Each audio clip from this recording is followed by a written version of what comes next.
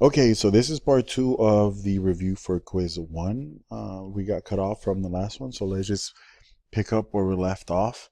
Let's look at number five. It says solve the cube root equation. So right here we have an equation, which means we have an equal sign. We have an unknown. In this case, it is x. Okay, so what we're trying to do is we want to know the value of x that makes this true. I want to find the solution for x.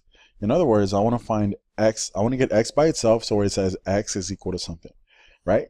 So I want to get rid of everything else that's around it. We're going to start from the outside and work our way in. So first we have to get rid of this third root. So we want to do the inverse. What is the opposite of getting the cube root?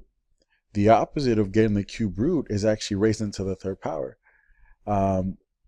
We know that if I have x to the third power, if I get the cube root of that, these two cancel each other out. And I'm just left with, hold on, let me clear this up. If I have x to the third power and I get the third root of that, this is equal to x. If we do it backwards, if I have the third root of x and I get the third power of this, these two things cancel each other out and I just have x. The second property zone we're going to use, and we are going to raise both sides to the third power. Okay. Notice that I'm going to put a parentheses over the whole -4. So it's -4 raised to the third power. So right here, this is going to cancel out the radicand, the little house. And we're going to go to the calculator and we're going to get -4 raised to the third power. So let me just clear this up. We're going to have parentheses -4 raised to the third power. That's going to be -64. So this part right here is -64. So -4 raised to the third power is equal to -64. And again, the little house, the radicand, is not there anymore. I'm only left with the inside. X plus 6 is equal to -64. From right here, to get x by itself, I have to get rid of the 6, which means I have to either move it over or subtract 6 from both sides, right? When it comes over here, it's a negative. So 64 minus 6 is going to be -70. So x is equal to -70. If you're not sure, you can always double check.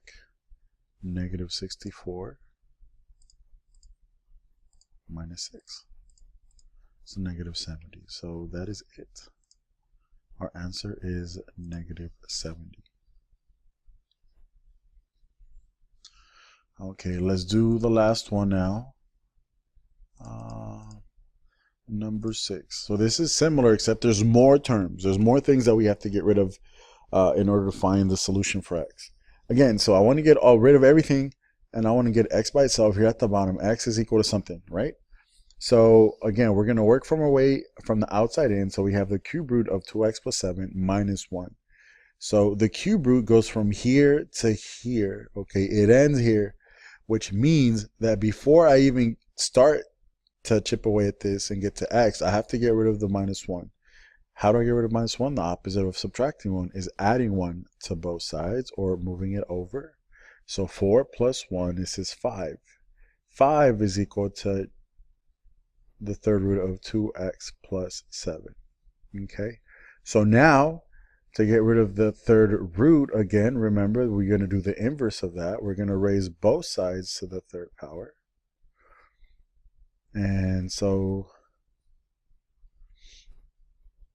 this is going to be, so the radicand goes away. So I'm going to have 2x plus 7 is equal to 5 to the third power. 5 to the third power is 5 times 5 times 5. That's 125. Now I have to get to x. So this is an algebra 1 problem, right? Really simple. Move this 7 over or subtract by 7 on both sides. So this is going to be 5, 118. 2x is equal to 118 because the 7 is on the other side now. And to get x by itself, I divide both sides by 2, and it's going to be 59, I believe. Let me double check. I want to make sure, right? 118 divided by 2. Oops. 118 divided by 2. It is 59. So my solution here is going to be 59. And that is all.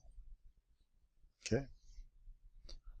if you can rewatch the video if you get stuck, if something is confusing, and if not, then we're done.